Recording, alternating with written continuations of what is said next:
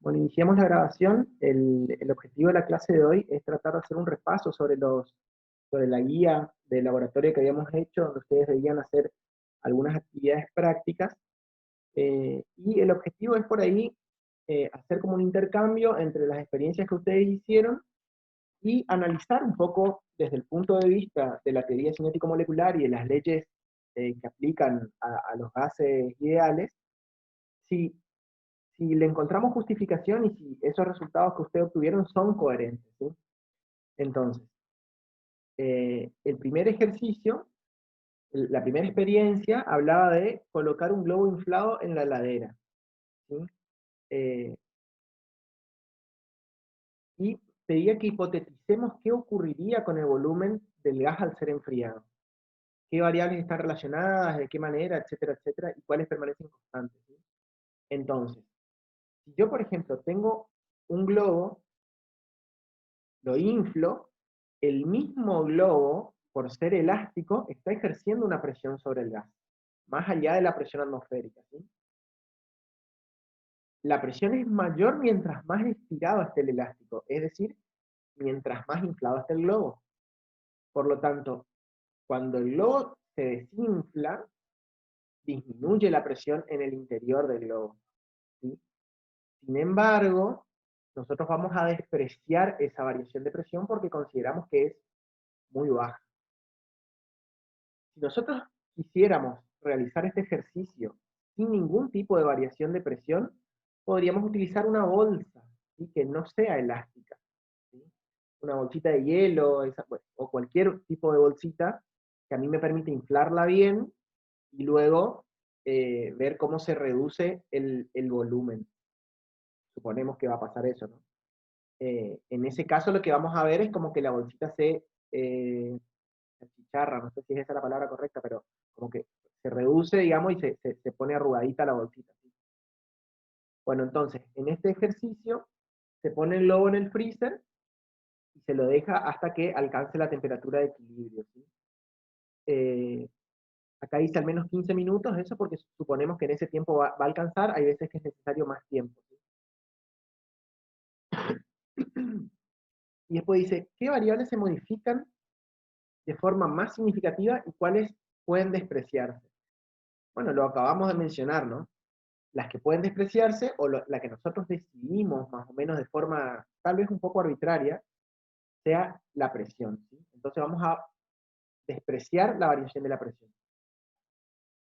¿Y cuáles se modifican de forma más significativa? Bueno, de por sí la temperatura, porque nosotros partimos de un globo que está inflado a temperatura ambiente, podemos suponer, no sé, 25, 30 grados, dependiendo del día que hayan hecho la experiencia, y luego lo colocan en el freezer que puede estar a menos 10, menos 12, menos 15 grados aproximadamente, ¿sí? Lo colocan en el freezer. Entonces ahí sí hubo una variación significativa de la temperatura, que se vio reflejada de qué forma en el globo. ¿Qué modificación vieron ustedes? Que yo ya les spoileé un poquito hace un ratito y les había dicho. ¿Vieron alguna modificación ustedes en sus experiencias?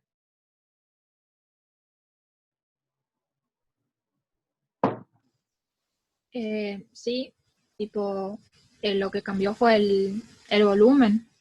Correcto. ¿Y esa variación fue muy grande, fue muy chica, se notaba así de forma obvia, exagerada, o varió relativamente poco?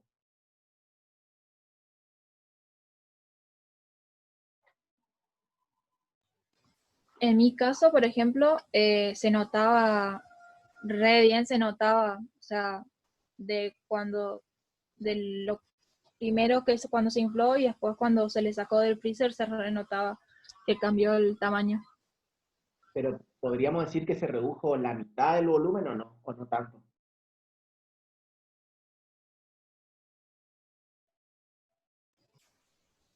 Por ahí no tanto la mitad. Ok.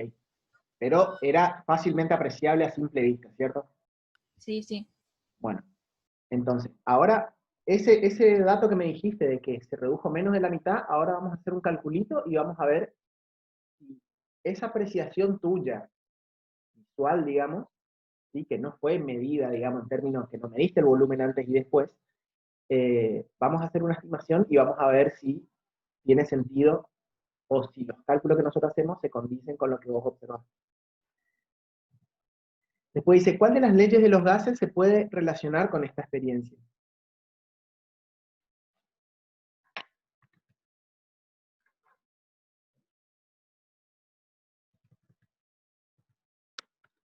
La ley de Gay-Lussac. La ley de Gay-Lussac. ¿Y qué dice la ley de Gay-Lussac?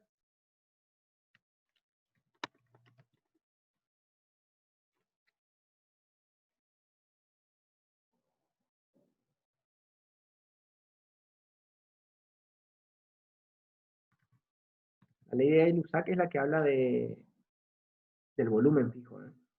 La variación de la presión a un volumen fijo. Y acá nosotros estamos diciendo que el volumen varió.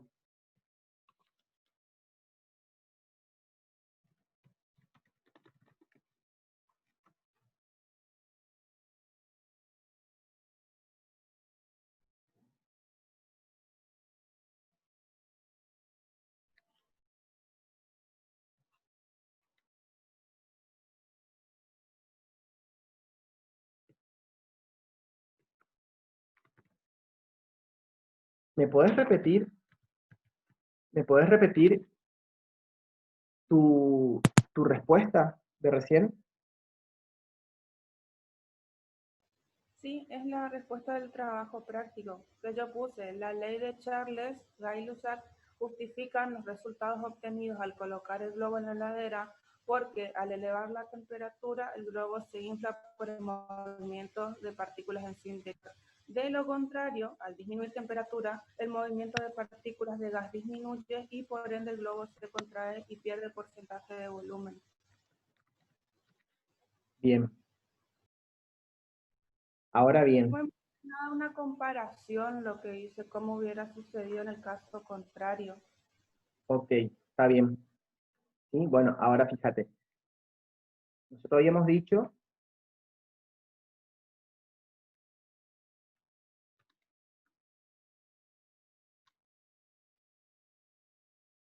que está bien, ahora sí, la ley de Charles relaciona justamente el volumen y la temperatura, que fue lo que nosotros habíamos modificado acá. Nosotros modificamos la temperatura y se modificó el volumen. En el caso que vos mencionás, vos no llegaste a calentar el globo, ¿sí? O sea, está bien lo que vos escribiste, pero no representa al 100% toda la experiencia que vos hiciste. Vos inflaste el globo y luego lo enfriaste. Si después vos lo hubieses dejado afuera a temperatura ambiente y hubieses evaluado nuevamente el volumen cuando el globo se volvía a templarse, ahí sí estaríamos hablando de que tu definición iba a representar mejor lo que ocurrió en tu experiencia, ¿sí? Pero está bien lo que vos escribiste, ¿sí? Eso quiero aclarar nomás, que en tu experiencia no hubo una etapa de calentamiento del globo, pero está bien, ¿sí? Es esa la ley que relaciona. Y acá por último le puse, si tuviesen que repetir el ensayo para mantener la presión constante, ¿cómo lo harían? Y bueno, la respuesta un poquito tiene que ver con eso que les mencionaba, que se podría usar algo que no sea elástico, ¿sí? Algo que en lugar de ser un globo, que sea por ejemplo una bolsita, ¿sí? Bueno, vamos a hacer algunas, hasta ahí bien, ¿no? Se entendió el ensayo, todas entienden por qué disminuyó el volumen, eso está claro, ¿cierto? Sí, profe. Y desde el punto de vista de la teoría cinético-molecular, ¿cómo explicarían que haya ocurrido eso?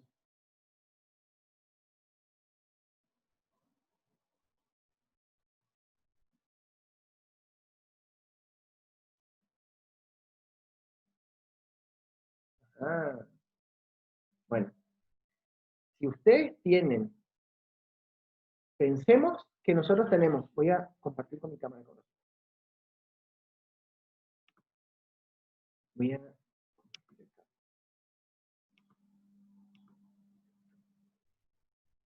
todos ven mi hojita, ¿cierto? Ah, ¿por qué me parece así?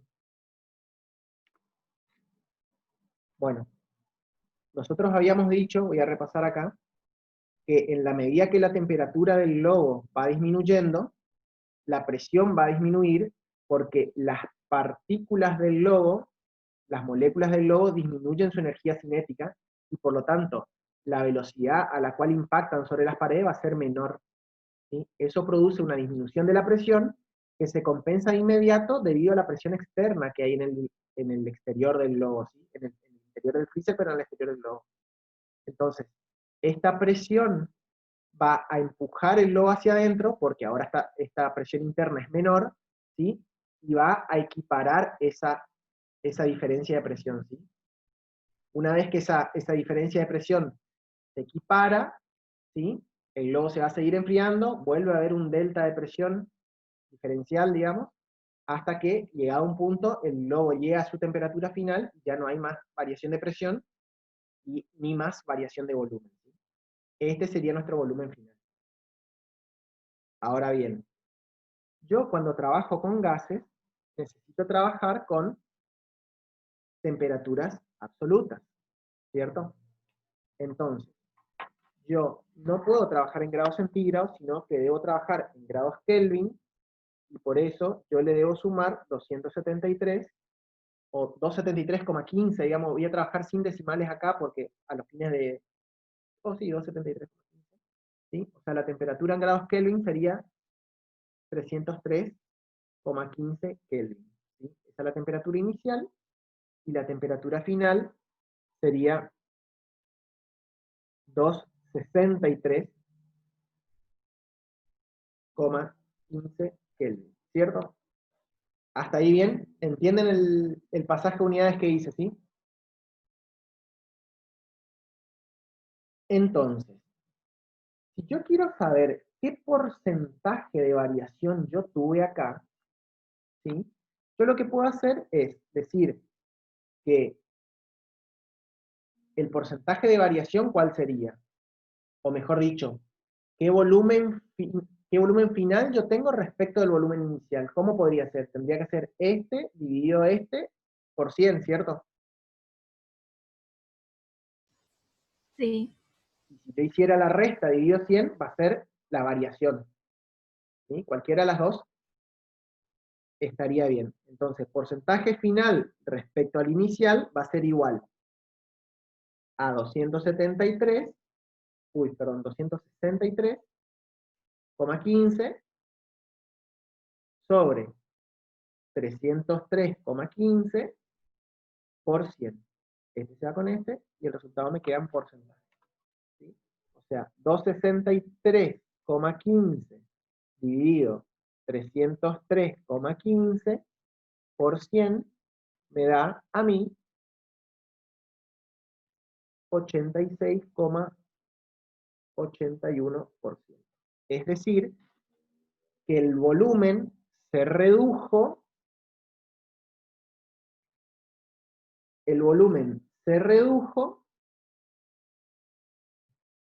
un 13,19%. ¿Quién me había dicho que el volumen no se había llegado a reducir la mitad, pero que era apreciablemente menor?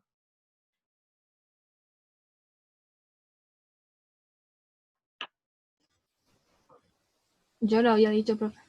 Bueno, acá tenés el resultado, ¿sí? Aproximadamente, y si yo te dijera que el volumen se redujo más o menos un 13%, vos dirías, ah, sí, este resultado, ¿crees que tiene lógica con tu experiencia? ¿Se condice?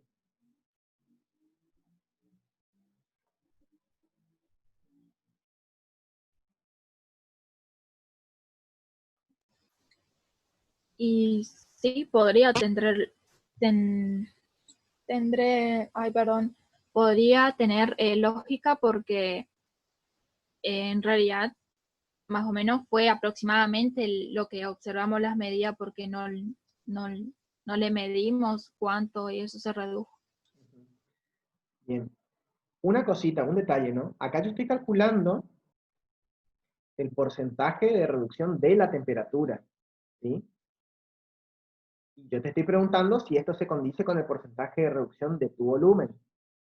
¿Por qué yo puedo hacer esa suposición que la relación entre que la reducción de la temperatura, el porcentaje de reducción de la temperatura va a ser el mismo que el porcentaje de reducción del volumen?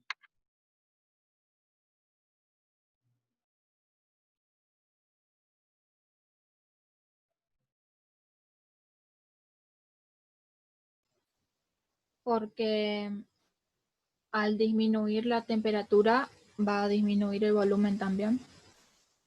En la misma proporción. ¿Sí? Claro.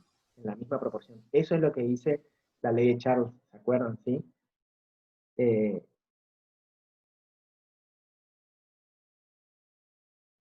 B sobre T es igual a B sobre T. ¿Cierto? Entonces, si yo de acá reubico esto, yo voy a tener que T2 sobre T1 va a ser igual a B2 sobre B1, ¿cierto? Entonces, y esto fue lo que yo hice acá. ¿Sí? ¿Está bien? T2 sobre T1. Entonces, Sí, esa relación va a ser igual a B2 sobre B1. El tema es que B2 y B1 yo no tengo esa información, porque no medimos el volumen del globo, ¿sí? Pero, claro. ¿entendés? Pero es el mismo, sería la misma variación. Bueno, por una cuestión de... ¿Quedó claro eso más o menos? ¿Tiene lógica? Uno dice, ah, sí, claro, tiene sentido, etcétera, etcétera. ¿Sí? Está bien, digamos.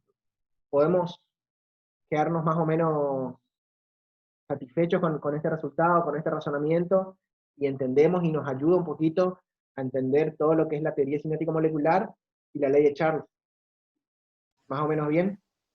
Sí, profe. Yo Bueno, le quería eh, preguntar algo, porque a sí, mí me dio otro resultado en usted al 10 grados centígrados, usted le, para pasar a Kelvin, usted le sumó 273. sí. Pero Pero yo este es lo... 10 negativo, ¿eh? Ah, puede ser ahí que me da... Es 10 negativo.